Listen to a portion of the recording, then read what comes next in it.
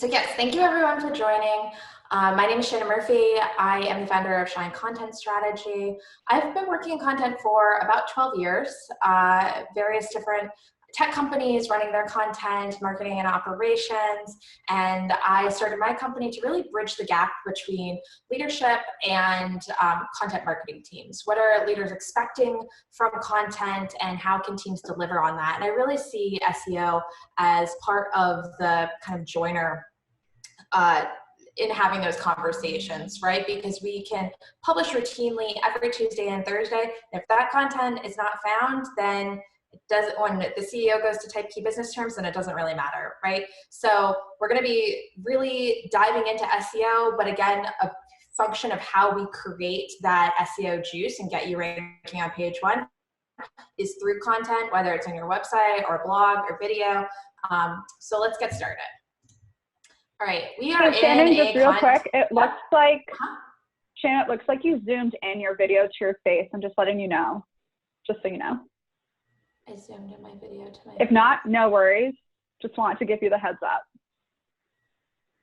You could, I didn't hit anything with my video. Don't worry about it. Keep going. Okay. I'm just letting you know that we can't see your full face. Oh, weird. Oh, that's very awkward. Strange, because I can see mine. Honestly, other people say that they can see your face, so maybe it's just me. Continue. Oh, okay. We are good then. Thank you, everyone. So content crisis, right? You already saw this when you signed up. We have 4.4 million blogs posted daily, 1 billion web pages in existence, and 3.5 billion searches. So we're obviously very overwhelmed. We don't actually need more content. We need better content, right? But this last stat is a little bit hopeful because people are taking their curiosity, they're taking their problems, and they're deciding to turn to search to rectify this, right?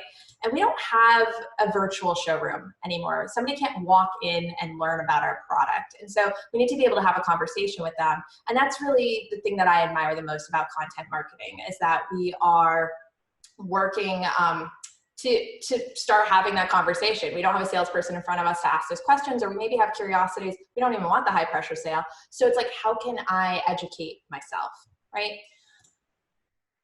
And so we really need to anticipate our audience needs a lot of times before they even know it's an issue for them, right? Kind of that pre-awareness stage.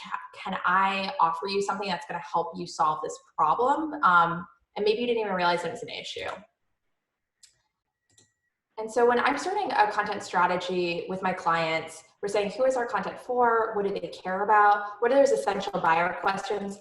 SEO is really, really based around queries and those questions that users turn to Google to solve for. And so that's something that we're going to want to be taking some time and invest in. But related to that, I want to know who I'm talking to right now. I will be trying to check the chat, but I will admit I'm not the greatest multitasker with that. So Stephanie's going to throw up a poll right now to find out, who is on this call. If you could talk to me about your relationship with content, and then also we kind of promise that we're going to deliver on these 4 components within the workshop. Which one are you most interested in? Why did you sign up? So we'll kind of do those 2 polls back to back right now. Yep, just launch the poll with both of those questions right now. So guys, some of you are pros at this, but for the newcomers, definitely take a few seconds, answer it, and we'll do a countdown here in about 30 seconds. So a little bit of time, no pressure or anything.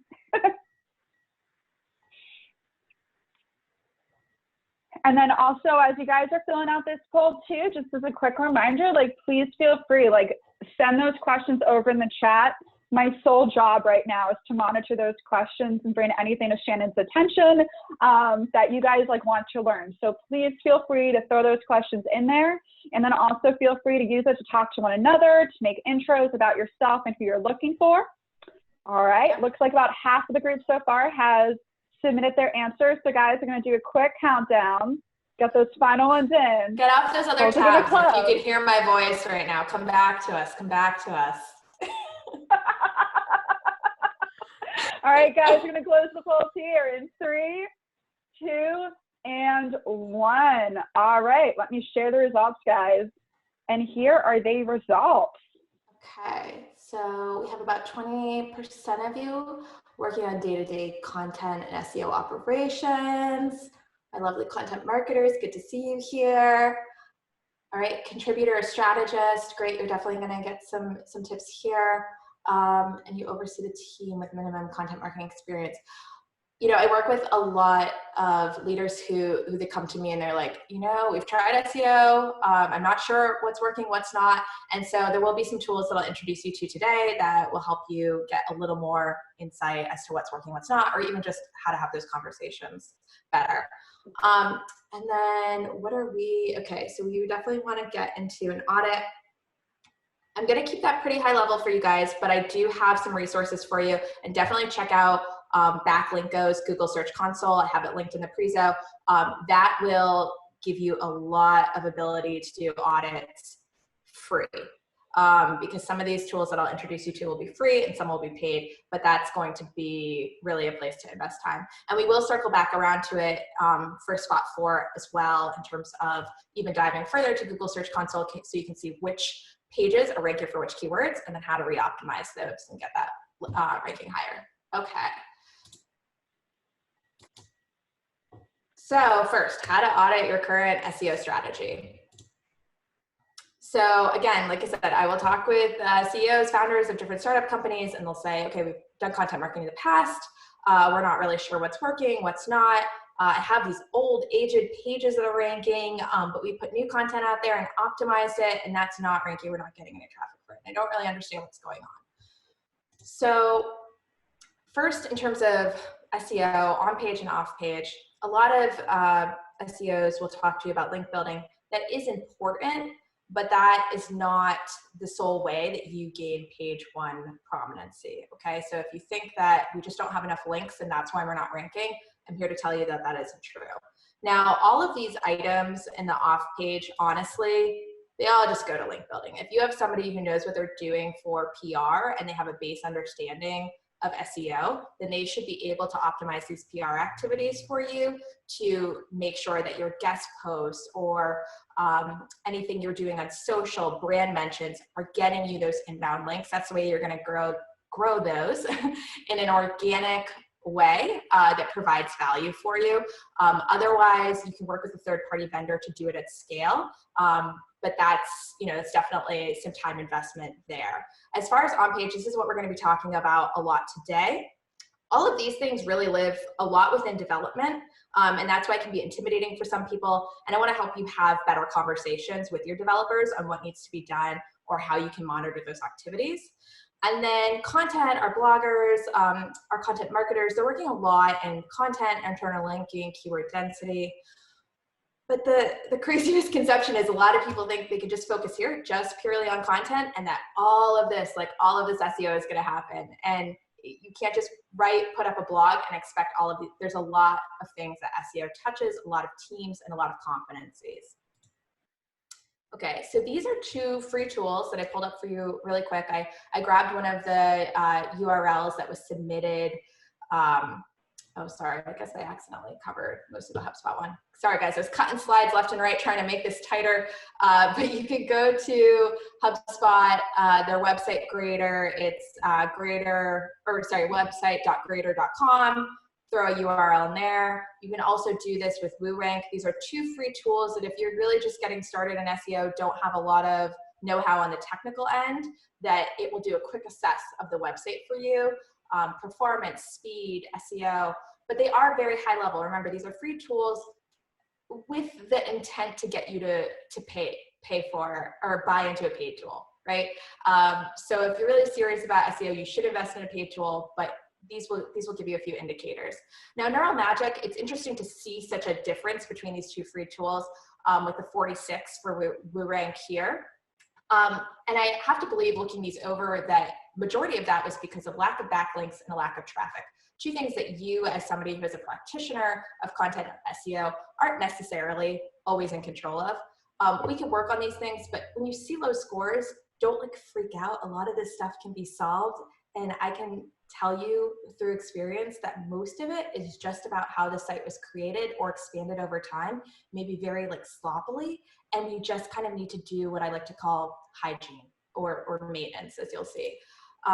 This is a paid tool that I use called SEMrush, however you want to say it. And you see this kind of goes back up to a 78 for neural magic here. And crawlability, ability for Google to find those pages, access them off links, looking good. Site performance, speed, great. Security, internal linking could maybe be a little bit higher, but 78 is nothing to scoff at. That's like some pretty good, that's a pretty good shape. What you'll see again is what I mentioned to you about like just very basic things that of how the site expanded over time that were maintained. So images, blogs where the images are added without any alt text, or unminified JavaScript and CSS files. Those files are so big in the creation of the website that that's using up some of the load and kind of bloating the website in terms of how search engines are able to access it. Low text to HTML ratio. So if you're putting up a pretty page with maybe one big header and not a lot of content, SEO thrives off of keywords, so maybe we need to build that out some more. So these are all like very simple things. These HTTPS to HTTP, when a lot of domains began converting over to I'm tripping over the word here, sorry, HTTPS, the problem with that is that if they didn't push their previous pages under HTTP to this kind of like new domain, Google is looking at those as two separate pages and potentially two separate domains. So that's something you want to rectify. But again, these are simple conversations that you can have with dev. And whether you're using an in-house developer or external, it's good to be able to go to somebody with a list and say, what are these things? Explain them to me. Okay, how can we start creating a task list? And I'm going to say that a lot, but it's really getting everybody on the same page. Because the reason that we need to do this initial audit is, again, if we're going to use a storefront comparison, you can't create optimized content and have improper foundation with the website. Are you in a good place to start with an SEO-powered content strategy, or are there some things that we need to rectify with the website and create a proper foundation for the content to thrive? Because the larger your site gets, the more important the technical SEO is, and the less a really great blog can save it. Or it's just really unfortunate, even I've worked at some companies, right? You know, we didn't really have anybody managing SEO. I would create these great blogs, and it's like, why are my blogs coming up instead of the product pages for the main website of a new product offering, right? That's problematic. We need somebody to be managing the SEO for the whole domain. And when we are when we have maintenance of a website, we really want to embrace a proper site structure. Maybe we have an about page, a product page, our resources, and then a blog and some white papers and videos and case studies, right? You want to be very practical in how you lay out the site structure and think about how this is going to scale over time. And so to contrast that, if you have a small site, maybe you've put the blog here and resources here and case studies here. That's fine, but those are probably all going to have to be consolidated into resources as your product pages get larger and more important. And those product pages might have child pages as well. And you're going to keep expanding this because anything that's important to you should have its own dedicated page. So when we do that ongoing maintenance, we're creating the proper foundation. And again, just like this guy in the ladder, the storefront, we want to make sure that we're maintaining the storefront regularly so that we can make sure that SEO works. So a free tool that you all have available to you is your Google Search Console. So this is not the same as Google Analytics, but you can easily set it up. And this will, again, similar to the SEMrush report that I just showed you, show you your errors, pages with errors, and give you a breakdown of, again, maybe there's a crawl issue, which is really just saying that the bot can't access certain pages. You might decide maybe you don't want Google to be able to access those pages. They're not important to you. And your developer should be able to institute something very easily to tell Google not to crawl that page. It's called within your robots text file. Tell them not to crawl that page, and therefore it doesn't bring down your score anymore. But again, just making sure that this is the path that you guys are walking together, development as well as content marketing and SEO. How are we, what's our area of record? I would suggest having it be Google Search Console. And then from there, let's create a task list and cross off some of these hygiene items and make sure that we can put our site into kind of just healthy and strong. Another thing, just a quick trick that I'd like to teach you though too, when you're in Google Search Console, at the very top of it, you can see that you can analyze any URL. When you type that in, you'll be able to see, can Google find this page or not? So to answer that previous question about, I'm not sure why Google can't find certain pages, you might find that if your sitemap, again, like usually dev responsibility, you can even install plugins that will automatically update your sitemap and send it off to Google, but somebody has to do that for you. You might find that you plug in a URL of like some brand new content that you created that you're really excited about, and Google actually can't find it because it hasn't been added to the sitemap yet. So in this case, this was a piece of content that I was pushing for a client, and it's discovered, meaning Google found it inherently, but it's not actually on the sitemap. So that's problematic. That's something we want to get rectified and have that updated regularly. You can hit request indexing and have this taken care of so that the next time you come back, that URL is on Google. Indexing meaning that Google has filed it away in its little filing cabinet to say anytime somebody searches for customer service tips for small businesses, I'm going to go bring them this article and give it the ability to even get ranking. If it's not indexed, it can't rank. So request indexing, get the URL on Google, and just some insight in case you guys aren't aware, for a lot of websites, Google only goes to it maybe once a month. And so when you're pushing this request for indexing, particularly if you've just started creating more content, you're sending that message to Google, hey, come check out my site. I've published some new things. They're pretty cool. Because if not, you're going to be waiting potentially a really long time, especially if you haven't built up any domain authority of being a subject on small business and customer service. If Google doesn't know you for that, then they're not going to think to return to your site for that content. So you need to push it, and this is like a very easy hack that any content marketer can do. So with that, I'm going to throw it to Stephanie. We did take some questions beforehand. We're trying to integrate this in as a discussion, so we have kind of our video call-in, if you will, with this in mind. Oh, I was muted. Yep, so I'm actually going to bring in Erna so that she can kind of, chat a bit more, ask her question here, potential follow-up. So let's give her a second to join. Just takes a moment. And then Erna, let us know when you can hear us. It looks like right now you're muted. Can you hear me? Yep, I can hear you and see you. Perfect. Welcome. Thank you so much, Shannon. And thank you, Stephanie, as well. Shannon, just so you know, my name is Erna, as you can tell. I am the founder and CEO of a company called You Realize. And I'm also a founding member of another organization, which is fantastic, called Tech Ladies. That's all about promoting the visibility of women in technology. So my question is really, this is all fantastic. What are some of the either daily or monthly practices that I can do to make sure that my website is up to date? Yep. So I think, good SEO practice to get into, first and foremost, is anytime that you're expanding the website, anytime you're adding a page, I should say, asking yourself, okay, how are people going to be able to access this, right?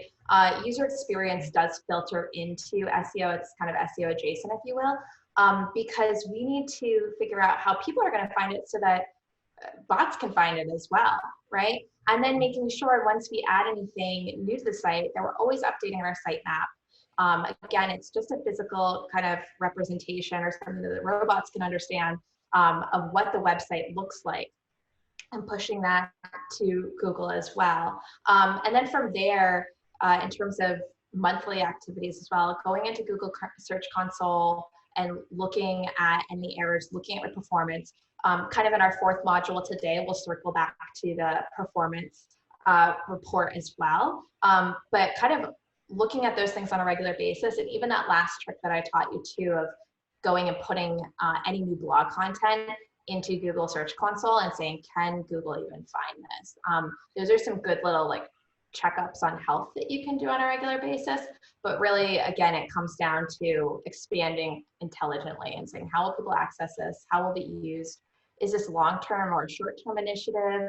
If it's short-term, do we have a retirement plan for this strategy, right? Like if we were just promoting an event, maybe we don't want to be found for that event later. So how are we going to retire that page and redirect it? And do we have a plan for that? Because if not, you're kind of going to let your site like bloat and get junky over time. So just, I would say, looking through the total site size and saying like what pages are still relevant and what pages should we be retiring so that we can kind of clean up the whole site. I love your points about accessibility and also that kind of culling process. It's like cutting back the rose bush, making sure that expired content does not remain on there. Thank you so much. Yeah, thank you for the question. I appreciate it, Erna.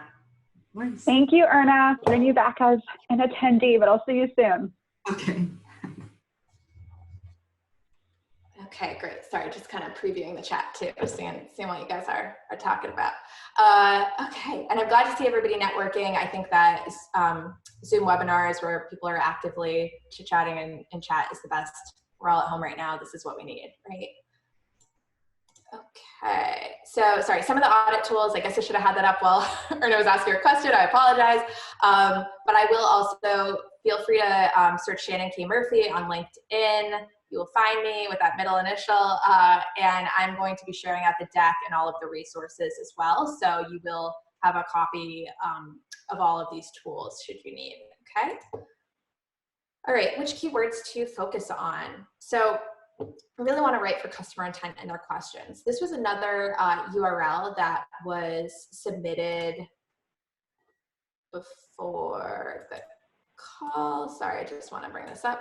So Bear Tree, they specialize in a lot of like stickers and like messaging stickers for different apps and like filters and those kind of like cool AR solutions so that we can all have like, I don't know, adorable bunny ears on Instagram and stuff like that. So what would be ideal over time is that they have a page for each of these 4 areas that they are servicing customers in, right? But I kind of looked through this and I was like, all right, what's something that I could work around in terms of some keyword research to bring you guys through? And we have messaging sticker creation. Okay, clearly that's important to them. Something I do want to mention before we jump is that they have this really cool page all about messaging stickers with a lot of like keyword juice and publishing options. And for what I mean, we could probably have a little more like keywords on here, but I like that we have all of our different, what am I trying to say? Messaging apps, channels I wanted to say. I wanted to be like a total marketer and be like, oh, these channels. But like, I couldn't find another way to get to this besides that one link. So if this is something I'm super interested in, this is like the one place I can access it. But just to bring you guys back to the keyword research, I went and searched for messaging. I don't know why this isn't. Just go like that. I searched messaging apps on these different keyword tools. So I'm going to bring you through those very quickly. This is phrase.io. You can search. I searched messaging stickers. And we have a lot of queries: how to boost sales, who designed Facebook chat stickers, how did stickers become so popular? I even thought it was interesting that like Silicon Valley, you know, could we create some content or maybe even get the word out about how great this creative agency is by creating different stickers for hit TV shows, right? That could be a way to really let people know about the brand, or even do a curated article about the best TV shows or branded stickers that we've seen. Just because we didn't create them doesn't mean that we can't talk about the best of the best in that space, right? Uber Suggest is another tool that you can use. We can see that messaging stickers has actually become more popular, particularly on mobile over time. I don't know, maybe everybody bored at home on apps in March or really wanted some creative COVID stickers to complain with. We had a lot of more search popularity go there. And this is again an Uber suggest. Just perusing this can tell us some topics that are related to messaging stickers that people might be interested in, that we could include these keywords in any content we create. Text, Android, Samsung, video, right? Then from there, Answer the Public, another free tool.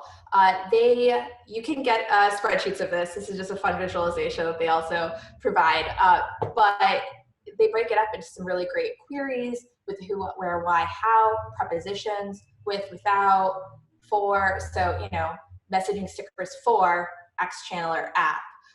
Comparisons are great. You guys could be creating comparisons, and you guys meaning everybody on this call, not just this particular example. People are turning to search to compare different tools. They could be comparing you to a competitor, and you can create a very like sales-oriented page around that. Or if you know that your target is interested in other things, you can help service them holistically. So if I have a platform tool for product managers, but I know they're super interested in efficiency, maybe that's not something that I actually work in, but I could still do a comparison of Trello versus Slack versus Swit for project management and task management, right? And that might be something that they would discover and find and read that content. And then this is SEMrush. They have all of those cool, cute, different modules, but sometimes I just like to export it to a simple spreadsheet. I get a subtopic, and usually it's several thousand total content ideas that I can export from SEMrush, and then maybe broken down into like 10 or 15 subtopics. So I could very easily create a blog about messaging stickers related specifically to sticker packs. It's kind of going to be like my secondary keyword of importance. And then from there, I could literally, when I'm creating my outline, intro, conclusion, maybe 3 to 5 questions that are those headers that I just thread together, right? So that would be a very simple way to take queries, take your keyword research, and put it into an outline. And if you have any specific questions about that, feel free to email me, Shannon at Shine Content Strategy. I could not fit it in today, but I have a whole outline, basically methodology of how to take questions and fit them into what your blogs would look like, okay? And then good old Google. So you could just go to Google, and in this case, I was a little more specific. I did design messaging stickers, but we can see what people also ask. And then we can also see, this is at, or this is when I'm in the actual query, right? This is what pops down as suggested. So look at what people also ask, look at the suggested questions. You're trying to get ranking on Google, so work with Google. What are they telling you people are searching? And integrate these additional keywords, or even make these your headers where relevant in an outline to write content for this. And in this particular case, I kept the images for design messaging stickers, because how cool would it be to put up visual examples of the work that you've done, and then make sure that you tag that image as design messaging stickers, so that you can also filter into the image results, right? If you have something that's where your product is image-based, definitely make sure that you are naming those images so that you can filter through in this regard. Really, the whole point of all this with the keyword research and integrating these keywords throughout is you just want to keep sending that signal, like, this is what this page is about, again and again and again. And we will get into where to put those keywords if that's a concern for you. So right now we are going to stop and take another question. And I apologize if I'm going kind of fast. I'm bringing Tim in right now, so he should be joining us in a second. So Tim, let us know once you can hear us. I'm all good. Can you hear me? Awesome. Yes, we can hear you and see you. The stage is yours. Awesome. Well, I'm Tim. I'm the founder of Turk.io. That's TURQ.io. We're a digital platform that enables citizens to draft legislative bills for one another. So my question is, how to drive traffic with SEO when you have to use terms that are new to a lot of people? Yeah, yep, I could see that. So sorry, what's like your messaging phrase that you work around that you're repeating to your customers? Yeah, so we're a digital platform that enable citizens to draft legislative bills for one another. So instead of having to go to an elected official, if you want some sort of civic solution, you can come to us and we'll get it made for you to make the whole process of legislation a lot easier for you and for your elected official. Okay, all right. So would that be fair to maybe say something like citizen to citizen legislation or citizen to citizen bill creation, something like that? Perfect. I'm just, okay. Yeah. So yeah, this is how my mind functions, guys, right? Like how would I type this into Google? So when I was thinking about this question, I think what you want to do with this is think about related topics. This is kind of a newer emerging field, at least it feels that way to me. Is that correct, Tim? Yeah. Yeah, so they don't have a lot of familiarity. You have to make those mental links to the things that they already know. And in that way, you are getting favor with Google because Google is, it's kind of like a big old brain. It's analyzing how people think about these topics in relation to each other and trying to mimic that in an online forum and push that content to us. So I would be looking into related topics or topics that they're already associated with.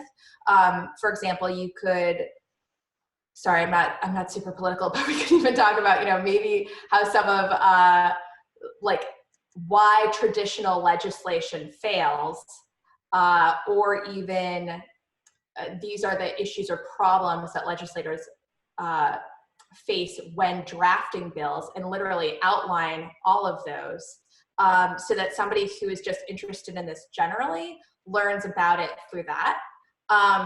And the reason I say you want to hit related topics is because I guess I can't go a content marketing or an SEO talk without mentioning HubSpot, but when they came onto the field with inbound marketing in 2009 didn't exist, right? That was a completely new term that they created. And what they did is that they married that to the concepts that people were already aware of: digital marketing, how to be found on the internet, advertising. So to take that example of inbound marketing being rolled up into all of these other tactics and tools of digital marketing, the inverse of that would be print advertising. If they were writing something about billboards or newspapers, which in 2009, even though it feels not that long ago, people are still investing in, they could talk about that as kind of a comparison or a way to help that audience. Because at the end of the day, that audience just wants attention for their product or service. And then they need the method, which was traditional advertising versus inbound marketing. So for you, I would think about, how would they have this problem? What's the main problem or the issue that these constituents are feeling that makes them turn to the internet? I feel like this is definitely something that a lot of people are passionate about. And so how can you take those problems or the things that they want to help and address and create content around that holistically, and then get them to adopt this mindset of constituent to constituent bill creation. Perfect. Thank you so much. Yeah, no worries. Thank you, Tim. I'll talk to you later. Thank you, Tim. You back. All right. So keyword research tools, they're all listed here for you. Another one that I thought was interesting, but I couldn't really do around messaging stickers was explodingtopics.com. It seems a little new. You kind of have to submit in some cases or push keywords that you're interested in. But this seems like another cool tool that people should check out, particularly if you're working in technology in a new space, right? Okay. And then Stephanie, we have a sharp stop at 12:45. Is that correct? Yep. If we go a few minutes over, it's okay, but we do need to try to end closer to there. Gosh, guys, time flies when you're having fun. So we're going to do a poll right now. I am curious to see how people are feeling about their ability to take these keywords, take this keyword research and integrate it into the page, and how much time I should spend there. It can be a little lengthy. So let's see where people are at. I just launched the poll, so we'll give people a little bit of time here. Not too much time though, guys. We're under a time limit, much to our dismay. I'm sorry. I'm just I know, passionate. There's just so much.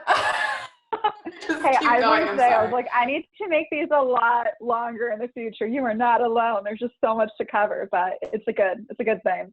All right, guys, the poll is closing here in a few seconds. So in 3, 2, and 1, the polls are closed. All right, just shared the results right now. Okay, not really confident in the comment. Okay, all right, so I will try to dig into this as much as time allows.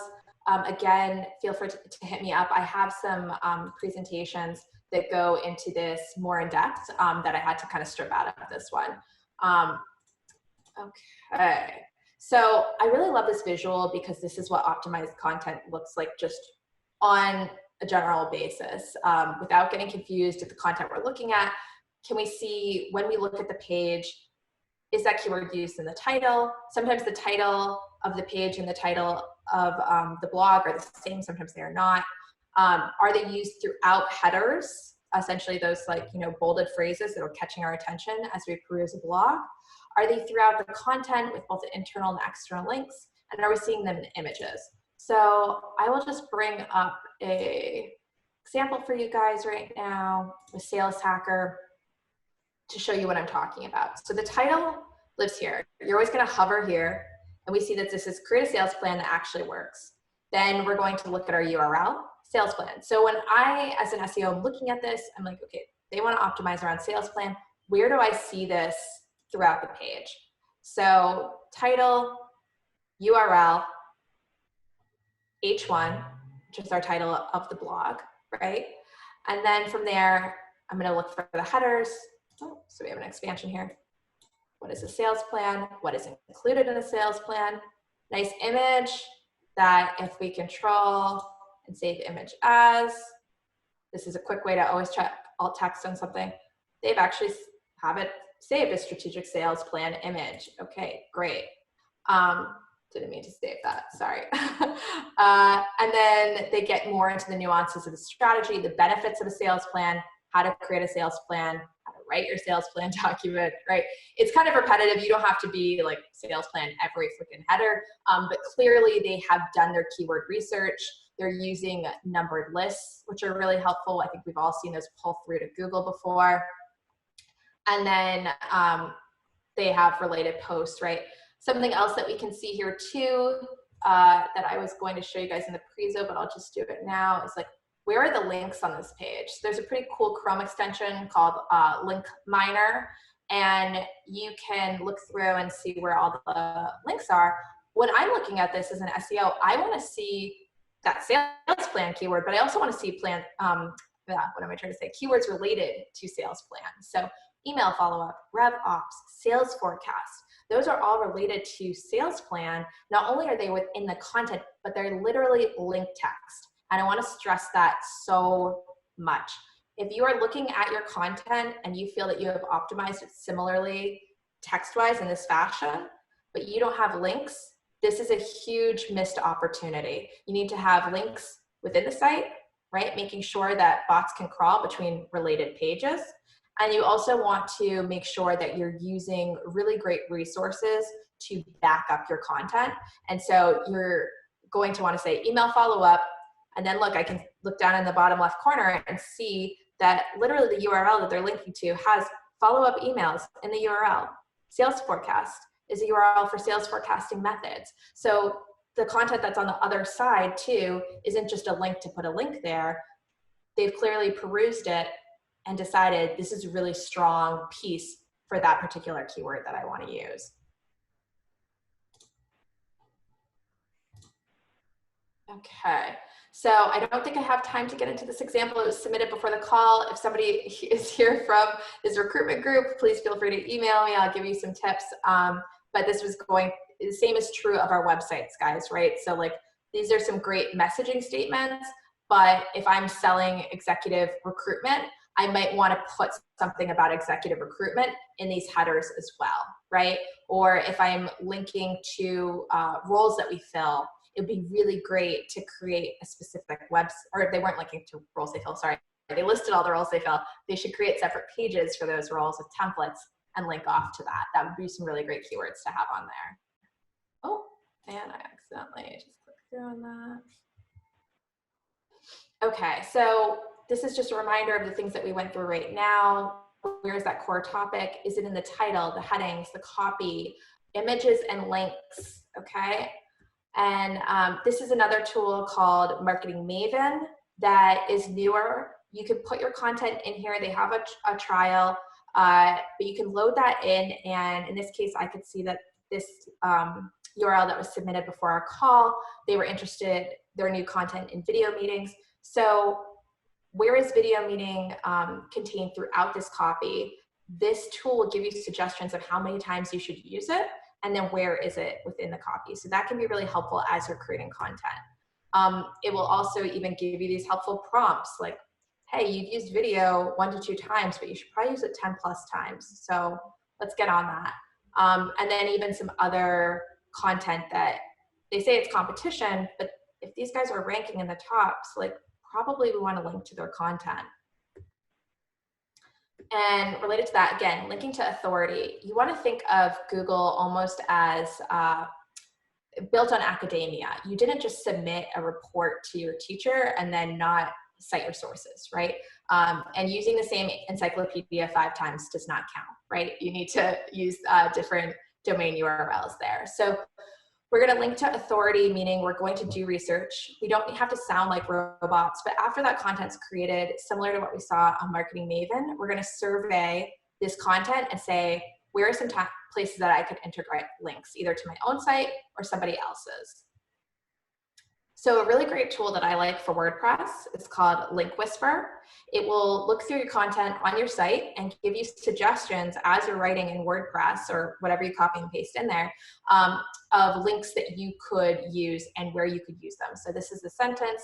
This is the link that you already have on your website that we think that you should talk about keyword research with this white hat SEO post. Shannon, we are coming up on our time. I'm sorry, just wanted to let you know. Yep. And then another, sorry guys. There were also, another tool is BuzzSumo, so we can source quality links through there. And then this is a neat little hack that some of you might not be aware of. If you know an authority in your space and you want to link to them, you can put this into Google with the keyword term and find content that they have produced specifically on their website that you would like to link to. So with that in mind, since I know we were coming up on time, again, we have the link research tools. And the other thing that I would like to say is to make sure to get into your performance report in Google Search Console, analyze this.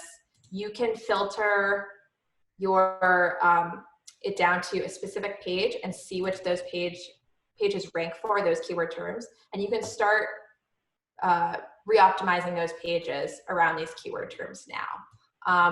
And kind of the last thing I would say is here is some further reading for you, but do the keyword research, take some time to talk to your sales team, pick out 25 of those top questions that you're hearing in those sales conversations and think about where you can sprinkle those through your website, whether it's on product pages, in your blog, on your about. They don't have to live in an FAQ. Take all of that curiosity and the problems that people turn to Google to solve and make sure that you integrate that know-how through your site. So I will wrap it up there and throw it back to Stephanie. Again, my name is Shannon Murphy, Shine Content Strategy. Feel free to grab me on LinkedIn or email. I'm happy to answer any questions. Definitely follow me on LinkedIn.